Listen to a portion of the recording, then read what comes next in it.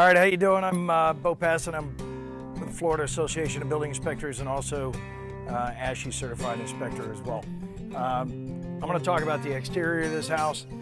When we do our inspections, we take a micro to macro approach. We start out, we walk 30, 40 feet away from the property or from the building, and we try to see what we can from a distance so we can see what's going on. We take all of our elevation pictures on that when we do it that way.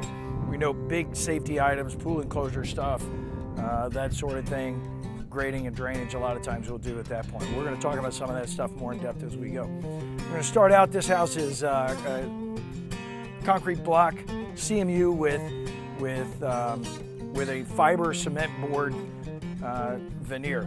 Remember, the true name of it's a fiber cement board. It's not Hardy. Hardy is a brand name, just like Band-Aid is a brand name for adhesive bandages. Yes, everybody calls it Hardy, but don't get yourself in trouble by saying it's Hardy and it's really a different brand. So fiber cement board. First off, most fiber cement board installation procedures tells you that this has to be sealed. Now, whether or not it's sealed with caulk or sealed with flashing behind that depends on different manufacturers and different installation techniques or whatever. So, as you notice, obviously, water can get up inside of there. So, as we find out later, this house is got plywood in behind this, in between the fiber cement board and the actual CMUs. So that's going to cause an issue with rot and damages and all that. So interior wall conditions are unknown. One other thing we want to look at with a CMU, or I'm sorry, with a fiber cement board, is you want to maintain your proper clearances.